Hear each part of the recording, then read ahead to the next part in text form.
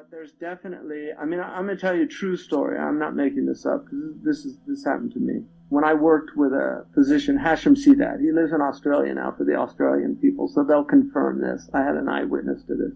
But I worked with him in his office. He was a physician, and there was a man who came in, and he seemed perfectly normal guy, but he was convinced that his wife was having a relationship with some invisible creature. And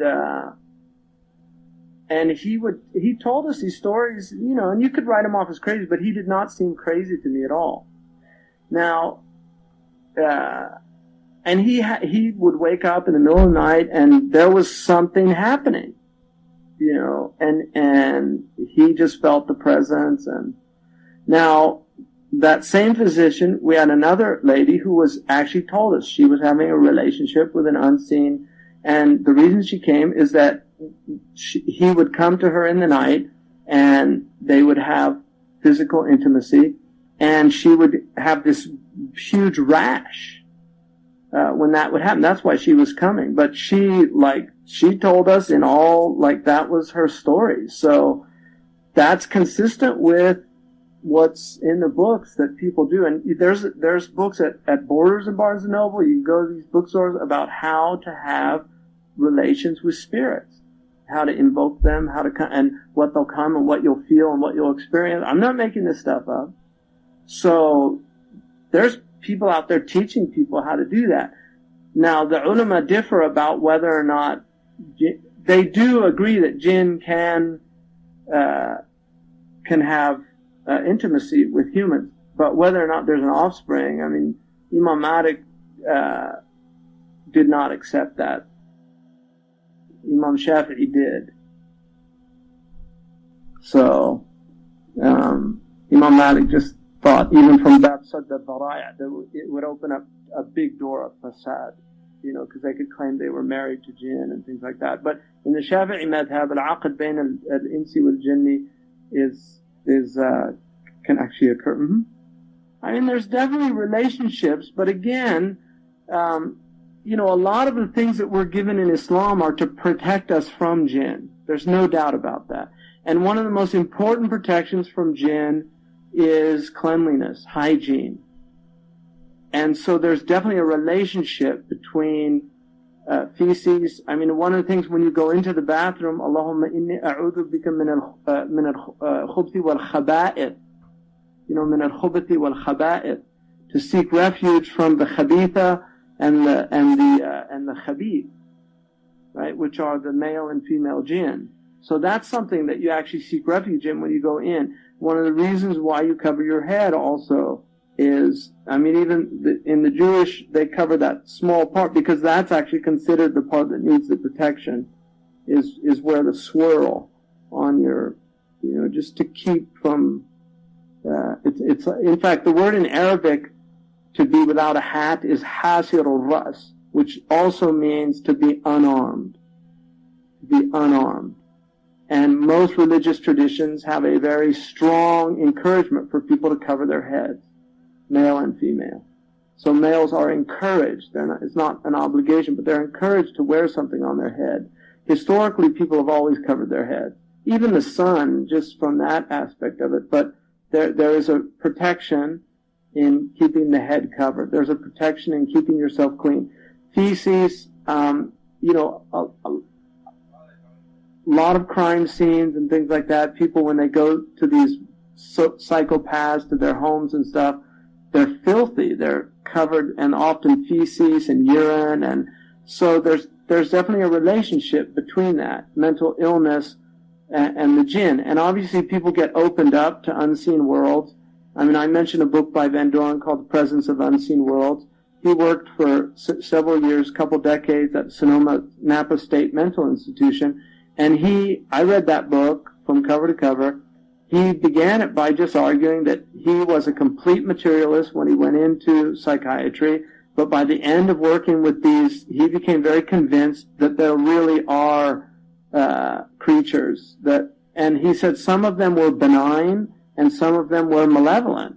And he said it was very clear to them that auditory hallucinations, he said some of it was mental illness. It was just problems in the brain, but he felt others were clearly real, that the people were not making it up, that they were really hearing things that were actually there. So, Allahu Alam, I mean, in the end of the day, Allahu Alam, all I know is that we believe in Jinn.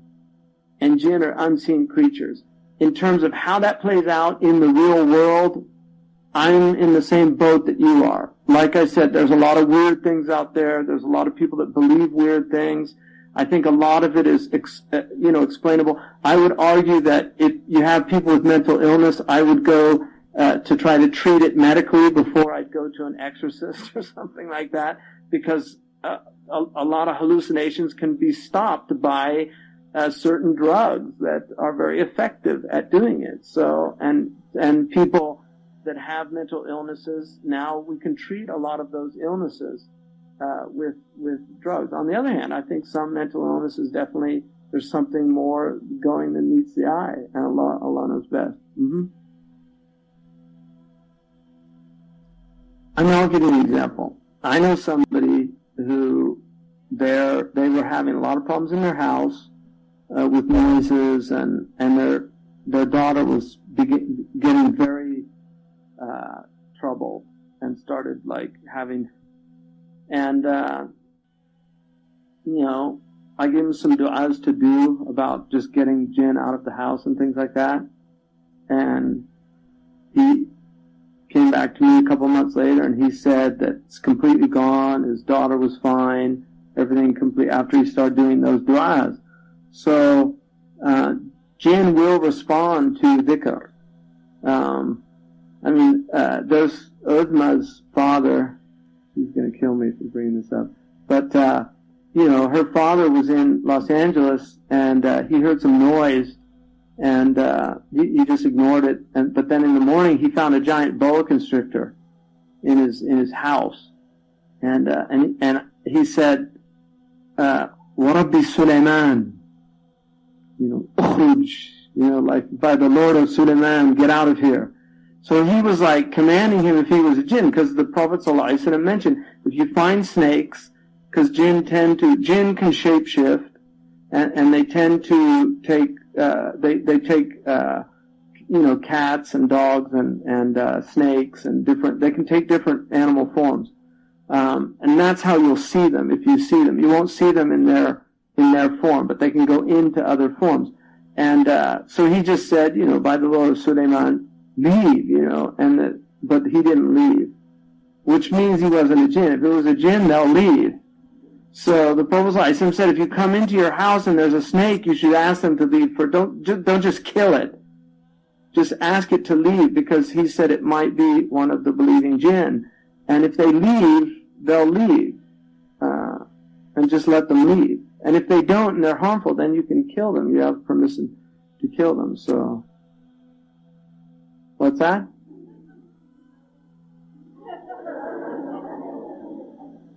No.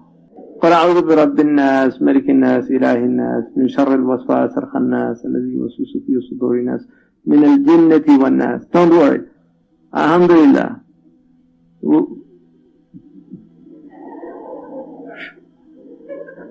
They're gone. I just got rid of them.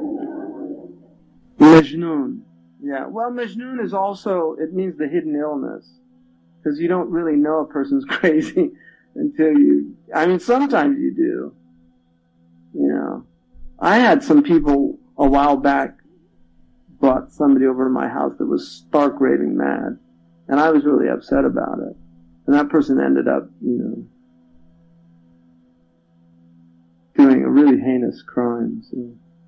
But, some people you can just see it. You don't need to look very far. And madness, may Allah preserve all of us. Because madness is real. And, historically Muslims had a kind of a lot of benign madness. They had a lot of jadab as well. What are called majdoubs. Like you're in Morocco. Have you met any majdoubs? See, when I first went to Morocco, there were a lot of majdoubs. Now there's more mad people. Because Muslims used to have majadib more than majaneen. The majdoub is somebody who is mad, but they're mad in a very religious sense. They're very devotional people, and and people leave them alone, you know. And in Morocco there were quite a few when I first went to Morocco. They're very interesting. I mean, you don't want to spend too much time with them because there's a lot very powerful. Mad people have very strong presence. You know, it's very dark, and you don't want to get into that. People that work with mad people, if you've worked in, you know, it's a very taxing job. It's a very hard job to be around mad people. I mean, even being around neurotic people, you know, people that aren't well. And in our culture, in our planet today, most people aren't well. There's a lot of imbalance on the planet, just humans. They're not well. They're not doing well. The human project is not going well. You know, so there's a lot of problems with people. And there's a lot of good people out there, but there are a lot of people that are really suffering. A lot of suffering out there. And, you know, so there's a lot of mental illness. There's a lot of instability. The Prophet ﷺ said that one of the signs of the end time was takthur al-hawsat. You'll see a lot of mental instability. Sheikh Habib Ahmed Mashhoor told us that the treatment for that is to do dhikr, but to do balancing dhikrs. Certain dhikrs are dangerous for people. You know, dhikr is like medicine. There's over-the-counter, and then there's prescription medicine. And not all dhikrs, you know, people can go mad doing dhikr. They really can. Their spiritual psychosis is very real. And I've seen it happen to people. If you start doing a lot of divine names, you can really hurt yourself. So, but things that will not hurt you are prayer on the Prophet ﷺ. You can do that as much as you want, and it will just benefit you. It will not harm you. Istighfar will not harm you.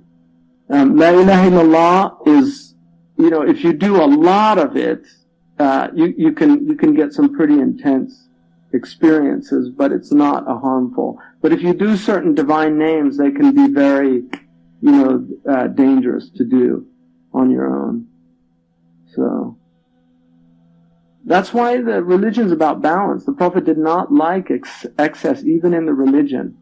He did not like people to do too much, because you can really lose your balance in doing too much devotional practice. You don't want to do too little. You want to find that balance. And that balance depends on you also. It depends on your environment. To do a lot of dhikr in southern Morocco is not a real problem. If you start doing a lot of dhikr in southern Chicago, you might get into some serious trouble. You know, because of the types of environments that you're living in. One culture supports your dhikr and the other is actually antagonistic to it. So it can create the kind of cognitive dissonance that really can be problematic for people. Anyway, it's a big topic.